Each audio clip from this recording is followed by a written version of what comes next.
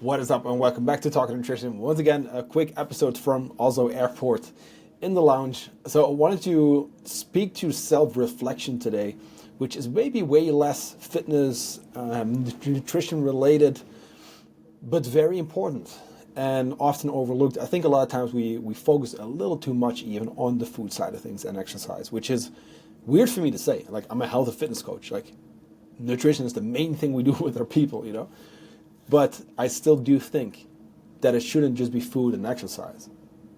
And of course, steps and those kind of things. But the true growth happens up here, right, in between your ears. And I think it's often overlooked. I think, you know what, it's often the easy way out for coaches and PTs not to address this with you, to only give you a meal plan, to only give you a cookie cutter thing where it's one of those apps where you automatically get your recipes updated based on your macros. And that's not bad per se, but if it's only that, if it's only the meal plan, if it's only the, right, here, eat these, couple meals basically, without any addressing your actual day-to-day when it comes to like what's going on in your mind, we're not going to be successful long-term. Because if we do not address the mindset, we're going to struggle with self-control, with willpower. We're not going to be able to call ourselves out on our shit, which is where, hey, I will say this, like if you have a coach and they're a good coach, they will call you out on your shit too. And they will give you the tough love when it's necessary. But they will also push you, right? Without the tough love, but to really dive into what's going on, what you're running into, and what's maybe something we need to explore a little bit more. So today we're going to talk about self-reflection. Now, of course, if you need more help with this, I think the mindset component is probably one of the biggest when it comes to our coaching, right? That's where we make the biggest breakthroughs. I am still giving away 6 months of nutrition coaching for free. The only thing you got to do is go to the show notes, my Instagram profile. There's one big post. It says, it's pinned, right? It says nutrition coaching giveaway. All you got to do is comment, win, tag a friend, and then I will send a quick application form just to kind of learn about your goals and why you should win really, and why you want to work with us, because it's a big giveaway, and I really want to make sure that this is going to be the right fit, So I'm going to ask you to take action for that. But if you need more help with this, like this is what we can dive into for 6 months straight if you would like that, right? For free. So why not at least give it a shot, right? Head over to my Instagram, comment, tag a friend. I'll get back to you. Now, let's briefly break it down here, though, because I think it's something, like I said, it's overlooked. It's something people don't address because it is more uncomfortable than changing your eating habits and getting to the gym. And I'm not saying that those things are not difficult, right? They can be. But in my opinion, self-reflection is one of the most important practices when it comes to personal growth. And one of the most effective ways to engage in self-reflection is through journaling. Now, I'm sharing this not because I think everyone needs to do it all the time, but because I've personally had a lot of benefit from this, and I've seen a lot of growth, and I've had the biggest breakthroughs mindset-wise from these kind of sessions where I did put stuff on paper, where I did meditate. And Frank said, paper has more patience than people. If you want to actually figure things out, when it comes to your mindset, and you want to actually work through your demons, because we all have, our downsides. If you want to work through your insecurities, through things you really struggle with, put it on paper. And this is not for anyone to read, right? This is for you to just get it out. You could use a phone and those kind of things, but honestly, get a paper planner, grab a pen, and actually put your pen to paper. I think that's always going to be best. I don't know if there's science and research on this, but I can almost guarantee there is going to be a difference. And I think because it's almost a little bit more work for you to actually write it out instead of typing, I think is going to translate more. I actually think, and I will be looking into this after this podcast, maybe I should have done this beforehand. No, but all joking aside, I really think the act of putting pen to paper, sitting with it longer, because it takes a little bit longer, right, is going to do the most for you. Because getting your thoughts and feelings and problems and experiences out of your head onto paper can really help you create more self-awareness, manage stress, release and process emotions. And this is a big one too. It allows you to create distance between the problem and where you're currently at, and you actually zooming out, right, and viewing things objectively. It can also promote feelings of gratitude if you get more into gratitude journaling. This is one that took me many, many months before it actually showed. So I will ask you this: if you get into journaling, give yourself lots of time for it to take effect. Let me quickly check when my flight is. Okay, I still got 45 minutes still till boarding. We got plenty of time. I get a delay. Okay, all good. But all joking aside, with the journaling, it's gonna take time. When it comes to gratitude journaling, which could literally be like every day you just write down 3 things you're thankful for, I started noticing this in random moments, like months down the road, where, and this sounds maybe like kind of like, woo-woo out there, whatever, but I felt a feeling of appreciation for like the smaller things, you know what I mean? I went on a walk. It was a nice sunny day, and I legit felt grateful that it was such a nice day, which sounds weird, if you think about it, because like we barely do that. We barely actually appreciate these little things. And you might even be listening to this and be like, this is not for me. Trust me, like, try these kind of things out. I would have never expected myself to journal, meditate, and those kind of things. And here we are. And I can promise you that for me personally, and what I've seen also among other people, peers, friends, clients, right?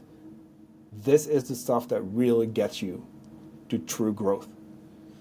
Now, what I like too is with journaling, you do get to self-assess your daily effort as well.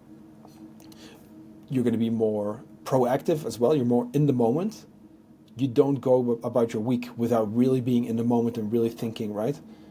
Hey, let me actually sit down and reflect on today.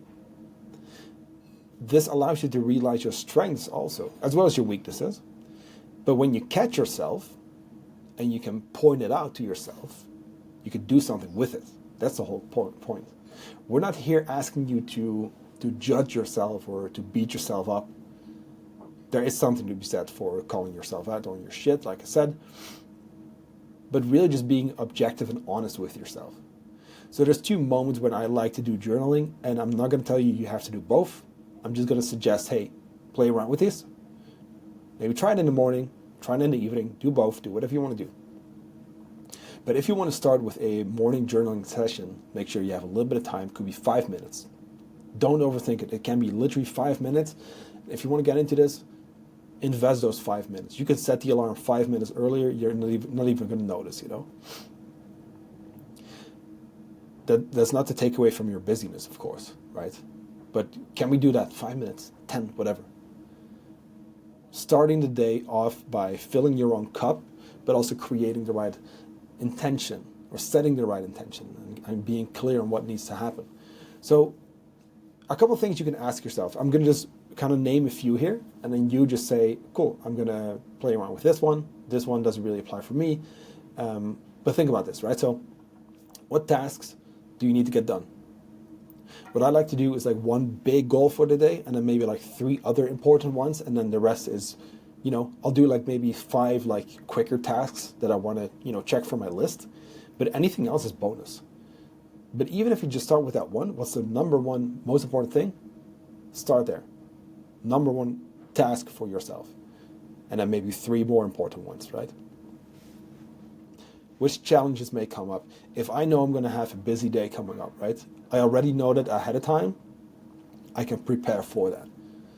Now, what am I looking forward to? That's a huge one too. This kind of plays more into gratitude. That being said, what things are you grateful for? Write down 3 things. And then, of course, how will you just get better by 1%? That's one of my biggest questions that I ask myself on a daily basis, weekly basis, monthly basis, right? How can you get a little bit better? It's not about perfection, but like what can you do to just upgrade like a tiny bit, And what promise will you make yourself for today? When you start your day, like, how will you, right, go about this day? And then what can you tell yourself to boost focus and confidence? I do think, as much as I'm not the biggest person when it comes to affirmations, I think there's a time and place for it. It's just not something I do a lot of, but hey, like, it works for certain people. If you need that boost of confidence, tell yourself you can do it, Again, without being weird about it. I really think we can just be honest and have these conversations with ourselves. And it's not weird because you're doing it by yourself anyway, right? So you might as well just try it out. Now, in evening, it's way more about reflection and a little bit about prepping for the next day. But ask yourself these questions. And this is a huge one. I think with the actual reflection here, this is where you get to really be honest and open with yourself and really address, hey, have my efforts actually reflected, my intentions, my goals? If your goal is this big, ambitious, like 10 to 20 kilo weight loss journey, yet your effort is kind of, 2 out of 5, okay, that needs some addressing then. I think we need to look in the mirror. Did you do the things you said you would? Hey, in the morning you created a to-do list. Did you get it done? And then without judging yourself, like, first just look at, hey, did it get done? Yes or no? If not, okay, why not? Did you show up as the best version of yourself? How did you treat others? Were you kind of being a little nasty, right? Or were you kind of nice to them, right? Any big takeaways? Any lessons learned? And what can I do better next time? All great questions, right? I think it's way less about judging yourself and just saying, hey, like, if that same thing comes up tomorrow, like, what will I do differently? And is there anything, of course, for tomorrow already that I can plan ahead for? Self-awareness is very key. I think a lot of times we skip these things: the planning for the day, the self-reflection, the actually being honest with ourselves, because it does feel uncomfortable, right? But I'm going to quote Donald Robertson here from his book, How to Think Like a Roman Emperor. And he said, sometimes it's necessary to interrupt the things you're doing out of habit so that you can ask yourself whether they're actually healthy or unhealthy for you in the long run. This is where that comes in. When you stop yourself and you actually, right, you have that moment of reflection or planning, and you ask yourself those questions, you break that pattern, you interrupt the things you're doing out of habit so that you can actually see whether this is healthy or unhealthy for you in the long run. So finally, of course, throughout the day, you also want to keep your attentions and to-dos top of mind and be aware and pay attention. So we've done the reflection, right? We've created those moments where we actually, right, interrupt and reflect where we're at. During the day, you still want to have little reminders. I'm a big fan of sticky notes, for example, just, quick stuff. It works, right? And this daily routine really helps you stay on top of things, your thoughts, your feelings, your actions, and it keeps you engaged with your goals. Because here's one thing, if you set the intention for the week, that's all great, but you know how busy it gets. You know how hectic it gets. If you set a certain intention and then by Sunday you're like, oh yeah, by the way, I kind of said I was going to do this thing, but I kind of never follow up on it, right? That's why we do these daily reflections. Now, even just creating the habit of actually doing it, like actually sitting down and putting it on paper, whether you want to do it in the morning or in the evening, or even both, even just that, it's going to take time to get to that point. It's even going to take time for you to fully get it when it comes to journaling. Like I said, it took months for me to really start to notice the gratitude journaling. Because to be honest with you, in the beginning, I was like, this is not doing anything for me. Like, I'm not noticing anything. But then it started to show up in real life. And when you keep doing this, and I can promise you this, but it takes work. It really takes work. It takes multiple months of work before you even start to see it. But if you do this work, you're going to see benefit of it come from it. You're going to see self-improvement. But that's only going to come from you being brutally honest with yourself and really sitting down and working through your feelings. And I know this is way more, right, mindset than fitness and food. But we need to address the mindset for you to be able to stick to your nutrition, to stick to your workout plan, to deal with the setbacks because they will come up. You can't act like it's not going to happen. You know what I mean? There's not going to be a perfect meal plan for you. And any PT or coach or whatever, any program that will create the perfect plan for you, right? They're setting you up for failure if you do not get to work on the mindset piece. So that's why I really want to double down on mindset. That's why in our 12-week course for our clients going, right from the start, right from the very beginning, they go through multiple mindset lessons, right? Sure, the biggest changes, to be honest with you, are nutrition. We really break down their meals, how to eat healthy, consistently, allowing for flexible moments. We dive into social settings, and of course training, lifestyle, those kind of things like sleep, stress management. But basically every module in what's called the Odyssey, the 12-week course, includes a mindset component. That's how important this is. We're doing a lot of self-reflection.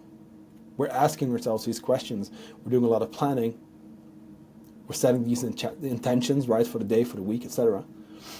And we're making sure that we go proactively throughout your day, week, month's journey. So again, if you haven't yet,